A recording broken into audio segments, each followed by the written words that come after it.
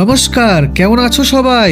পালদাদার নতুন ব্লগে তোমাদের স্বাগত জানাই। আজ একটা বিশেষ দিন, মৌনী অমাবস্যা। প্রতি বছর আজকের দিনে আমাদের কালী মন্দিরে পুজো হয়, তাই আমি পুজোর জন্য কিছু ফলের বাজার করতে যাচ্ছি। ও হ্যাঁ, আজ মায়ের পুজোর উপলক্ষে খিচুড়ি মহোৎসব হয়, তাই ওখানেও একবার যাচ্ছি। খিচুড়ি তো আমার ফেভারিট। আজকে এই ভিডিওতে কোনো কমেডি থাকবে না, শোনাবো আজ আমাদের এখানকার আজকের এই পুজোর ইতিহাস।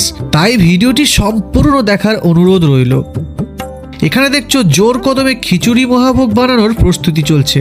আর এটাই হলো আমাদের সেই কালী মন্দির, যেখানে কিন্তু কোনো মন্দির নির্মাণ করা নেই, কারণ আমাদের মা গাছের নিচেই থাকবেন জানিয়েছেন, যেটা আমরা পূর্বপুরুষদের কাছ থেকেই শুনে আসছি। পৌঁছে গেলাম বাজারে, কিছু ফল কিনলাম।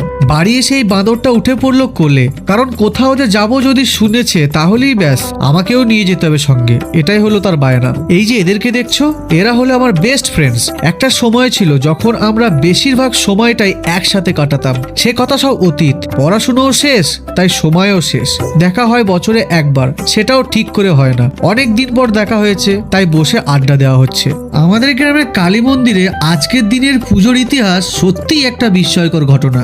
আজ থেকে প্রায় 100 বছর আগে, আগেকার দিনে যখন বাড়িতে ডাকাত পড়তো, ডাকাতেরা বাড়িতে চিঠি দিয়ে আসতো যে বাড়িতে আজ ডাকাতি পড়বে। সেই রকমই একটি বাড়িতে চিঠি পড়লো যে আজ রাতে তাদের বাড়িতে ডাকাতি করা হবে। আগেকার দিনে ডাকাতরা মশাল জ্বালিয়ে বোমা ফাটাতে ফাটাতে ডাকাতি করতে আসতো। সেসব শুনে গ্রামের লোকজন সব ভয়ে ভয়ে দরজা জানলা আটকে খাটের তলায় সেঁধিয়ে থাকতো। তখনকার দিনে বিদ্যুৎ ছিল না, তাই গ্রামে বেশিরভাগ বাড়ি অন্ধকার থাকতো। ডাকাতের দল ঢুকলো হারে রে রে রে বলে। যে বাড়িতে ডাকাত পড়েছিল সেই বাড়ির গৃহিণী ছিলেন অত্যন্ত সাহসী এবং বুদ্ধিমতী। তিনি করলেন কি, শরীরের সমস্ত কাপড় চোপড় খুলে, চুল খুলে, উলঙ্গ হয়ে হাতে একটি মস্ত খাড়া নিয়ে উঠোনের মাঝে মা কালীর মতো দাঁড়িয়ে থাকলেন। ডাকাতের দল বাড়িতে ঢুকতেই অন্ধকারে আবছা আবছা দেখতে পেল মা কালী দাঁড়িয়ে আছেন বাড়ির পাহারায়। আমরা সবাই জানি ডাকাতেরা মা কালীকে খুব মানেন। সব কটা ডাকাত তখন সেই দৃশ্য দেখে ভয়ে ভয়ে মা মা বলে ডেকে গড় হয়ে প্রণাম করে ডাকাতি করার সমস্ত সোনাদানা রেখে